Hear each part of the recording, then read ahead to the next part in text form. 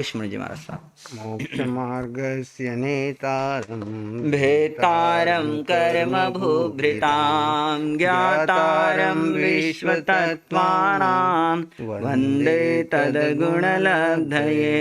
मोक्षमार्गस्य नेतारं भेतारं कर्मभूभृतां ज्ञातारं विश्वतत्त्वानां वन्दे तद्गुणलब्धये। मोक्षमार्गस्य नेतारं भेतारं कर्मभूभृतां ज्ञातारं विश्वतत्त्वानां वन्दे तद्गुणलब्धये। वन्दे तद्गुणलब्धये। आराध्य अरिहंत प्रभु के चरणों में अनंत अनंत आस्था के साथ वंदन। शासनपति श्रमण भगवान महावीर स्वामी के चरणों में अनंत अनंत आस्था के साथ वंदन। जिन शासन देव जिन शासन माता को नमन। आत्मज्ञानी सद्गुरुदेव युग प्रधान आचार्य भगवान के चरणों में अनंत अनंत आस्था के साथ वंदन। आत्मप्रिय मुनिवृंद, आत्मार्थी साधक साधिकाओं, हमारा तत्वार्थाधिगम सूत्र का स्वाध्याय चल रहा है, जिसके अंतर्गत हमने 9वें अध्याय में संवर प्रकरण में समिति, गुप्ती, समिति और धर्म की चर्चा की। अनुप्रेक्षा का चिंतन चल रहा है। अनुप्रेक्षा यानी विशेष रूप से अपने आत्म साक्षी में देखना कि सत्य क्या है, सत्य का स्वरूप क्या है, उसका अनुभव करना। अनित्य और अशरण दो भावनाओं को हमने चिंतन किया। अनित्य अर्थात आत्मा को छोड़ करके सारा जगत अनित्य है। एक आत्मा ही नित्य है और परिवर्तनशील इस संसार में मैं किसको अपना मानूं, कौन मेरा है, और इसके राग में, इसके मोह में मैंने अपने संसार को कितना बढ़ाया है और कैसे इसको सीमित कर सकता हूँ। अनित्य भावना से आपके भीतर में राग भाव टूटे, क्योंकि राग जितना भी है आपका नित्य से है या अनित्य से है? बोलो, समय सुने जी, बोलो। राग नित्य से है या अनित्य से है? नित्य से है। नित्य से राग होता तो मोक्ष हो जाता। तो अनित्य अगर नित्य से राग हो जाए, नित्य से प्रेम हो जाए, तो 24 घंटे क्या दिमाग में रहेगा? नित्य आत्मा ही रहेगी। और आत्मा से प्रेम हो गया तो आपका 90% काम हो गया। लेकिन हमारा जितना भी राग है वो इस जड़ देह और देह से जुड़े संसार के प्रति होने से इस रागात्मक भाव में इस 24 घंटे हम कर्म बांधते हैं और ये समझते हैं जो अनित्य वस्तुएं हैं ये सब नित्य रहने वाली है। और इसको नित्य बनाने के लिए कितना पुरुषार्थ करते हैं। शरीर को ही ले लो, विचारों को ले लो, मन को ले लो। घर में जितने भी क्लेश है उसका कारण क्या है? मैंने जो विचार दिया है मेरे अनुसार सब चलना चाहिए, जबकि संसार पूरा अनित्य है। कोई किसी के अनुसार चल नहीं सकता। प्रतिपल प्रतिक्षण बदल रहा है और कर्म सिद्धांत के अनुसार संसार चल रहा है, आपके अनुसार नहीं चलता। लेकिन हम इस अनित्य भावना को गौण कर देते हैं तो वहाँ पे राग भाव होता है। तो राग भाव को तोड़ने के लिए, वैराग्य को बढ़ाने के लिए अनित्य भाव की अनुप्रेक्षा करना। जब भी आप खाली बैठे हो, इधर उधर का व्यर्थ का चिंतन की जगह पे क्या ले आओ? इस अनित्य भावना में से देखो और इस शरीर के ऊपर ही देखो नित्य क्या और अनित्य क्या है। बाहर जाए, कहीं जाने की जरूरत नहीं है। 3.5 हाथ की काया में देखो कि क्या ये बाल जिसके ऊपर मेरा राग है ये मेरे नित्य है? क्या मेरा यह शरीर का चेहरा जो है वो नित्य है ना? मेरा आंखें नित्य है कि नाक नित्य है? क्या इसमें बदलाव नहीं हो रहा है? क्या यह मैं हमेशा जैसा चाहूँगा वैसा ही रहेगा? क्या मेरी इच्छा से ये चलते हैं? क्या है ना? आपने मुख में, शरीर में भोजन डाल दिया, अब भोजन के अंदर में जो भी परिवर्तन हो रहा है वो आपकी इच्छा से हो रहा है या ऑटोमेटिक हो रहा है? अंदर डालने तक आपकी इच्छा थी, जीवा पे जाने के बाद अंदर का सिस्टम अपने आप उसको करता है, वो आपकी इच्छा से नहीं चलता। एक भी पुद्गल इस शरीर का आपकी इच्छा से नहीं चलता। और बाहर के ब्रह्मांड में भी एक भी पुद्गल, एक भी व्यक्ति, एक भी वस्तु आपके अनुसार नहीं चलता। ये आपकी भ्रांति है कि सब इसको मैं चला रहा हूँ। देखो, सूर्य अपनी गति से चल रहा है, चंद्र अपनी गति से चल रहा है है ना, कोई इसमें बदलाव है? सारी जितनी बड़ी से बड़ी पूरे ब्रह्मांड में चीजें देखोगे सब व्यवस्थित चल रही है, कोई उसको चलाने वाला ऊपर बैठा नहीं और आपकी इच्छा से वो बदलता नहीं, चाहे वो बादल है कि वर्षा है कि कुछ भी है, मौसम है, सीजन है ना, सब कुछ व्यवस्थित चल रहा है। लेकिन हम कहते आज मौसम खराब है और हमने बंधन कर लिया, आज मौसम बहुत अच्छा है हमने राग कर लिया, आज की धूप बहुत अच्छी है धूप के साथ राग कर लिया, आज तो वो धूप बहुत कड़क है, गर्मी बढ़ गई है, सर्दी बढ़ गई है। ऐसे क्रिया प्रतिक्रिया करके हम कैसे बंधन बांध लेते हैं, जबकि ये सारा संसार अपनी व्यवस्था से चल रहा है, आपकी इच्छा से नहीं चलता है। और पुद्गलों में प्रतिपल प्रतिक्षण बदलाव चलता ही रहता है। सुबह में सूर्य उदय होता है तो शाम तक उसकी कितनी दशाएं बदलती हैं।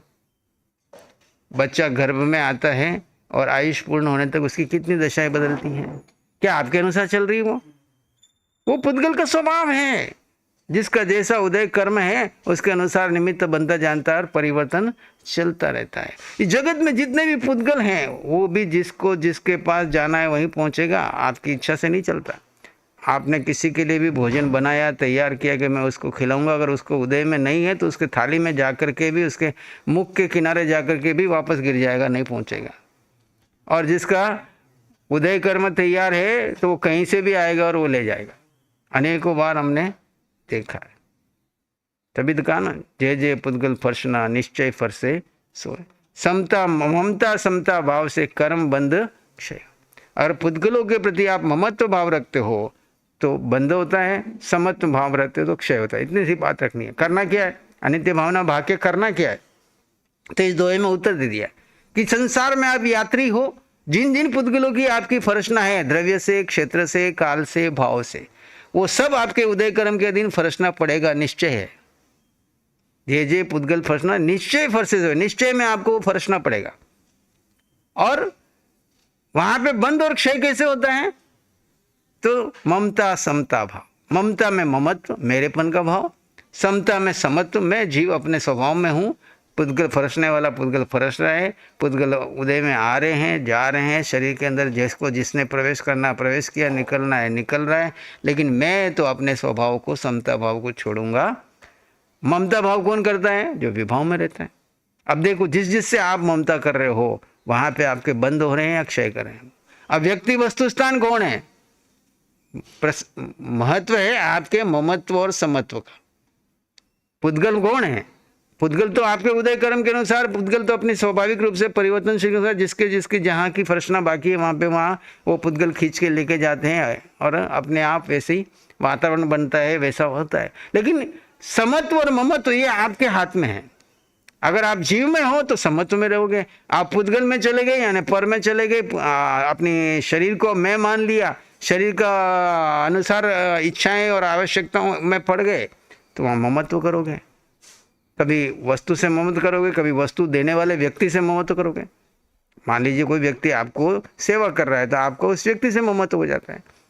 कोई आपको वस्तु दे रहा है तो उस वस्तु आपको अच्छी लगती है तो वस्तु से ममत्व हो जाता है। कभी वस्तु से, कभी व्यक्ति से, और किसी स्थान से आपका राग हो जाता है कि ये स्थान मेरे अनुकूल है, ये अच्छा है, मैं यहाँ पे मैं ही बैठूंगा, यहाँ पे कोई दूसरा बैठ, और वहाँ कोई दूसरा आके बैठ जाए तो उसके दिमाग में संकल्प विकल्प, उस कमरे में कोई और आके ठहर जाए, उसको कह दे आप यहाँ से बाहर निकलो, आपकी जगह कोई और आएगा।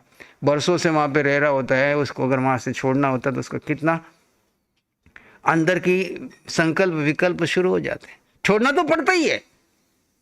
अब ये शरीर आपने बरसों से इसमें रह रहे हो, जब से होश संभाला है आपको तब से, और या जब से घर में आए, और जिस दिन ये शरीर खाली करके जीव को जाना पड़ता है तो कितनी तकलीफ होती है। जीव को पीड़ा किस बात की है?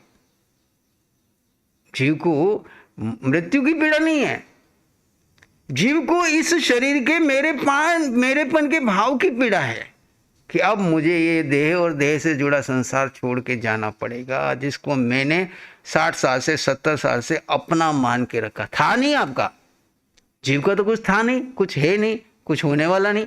लेकिन आपके दिमाग में, भ्रांति में, आपके अज्ञान में, आपके अविवेक में, ममत्व भाव में, मिथ्यात्व में आपने मैं शरीर, मेरा शरीर, मेरी वस्तु, मेरा स्थान, मेरा ये। अब जो मेरेपन का भाव है उस समय मौत के सामने सारा घूमता है। सब वो चीज़ वहाँ पे सामने खड़ी है, व्यक्ति भी खड़े हैं, वस्तुएं भी पड़ी है, लेकिन आप जीव को विहार का समय आता है। जीव छोड़ना नहीं चाहता है क्योंकि ममत्व है और जाना पड़ता है।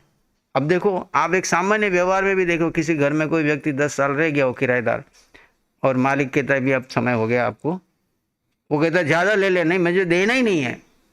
वो क्या कहता है, मुझे तो देना ही नहीं है। जब आपको मजबूरी में जब वो खाली करना पड़ता है आपको, कितना, चाहे वो दुकान हो, चाहे वो मकान हो, चाहे वो कोई भी हो।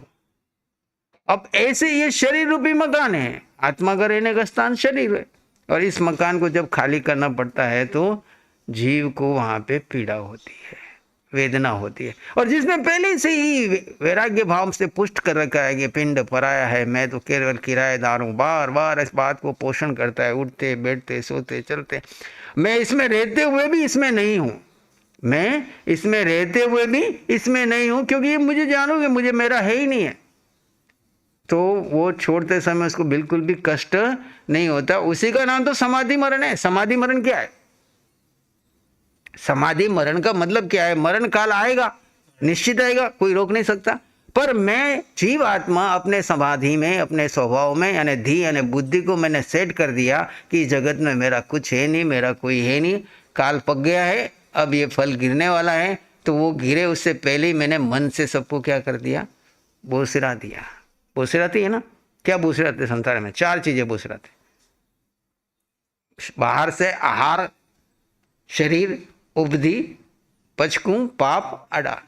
आहार से जुड़ी हुई सारी उपधि है ना, शरीर आदि से जुड़ी हुई। आहार, शरीर, उपधि, शरीर को भी छोड़ दिया, उपधि को भी छोड़ दिया, और फिर 18 पाप का त्याग कराते। पूरे पाठ को देख लो, विस्तार से आप पढ़ोगे तो इसमें 4 आहार या 3 आहार, जिसकी जैसी क्षमता। और फिर शरीर को अंतिम सांसों के लिए बोसिराता हूँ, क्योंकि शरीर मेरा है नहीं, इसको बड़ा तरीके से पाला है, पोसा है, ये किया है, वो किया है, भंडकर्ण के समान संभाला है ना। पाठ को देखो पूरी बड़ी संलेखना में। और अंत में वो कहता है कि मैं अब इसको अंतिम सांस के लिए बोसिराता हूँ, यानी इसका त्याग करता हूँ, इसकी पकड़ को छोड़ता हूँ।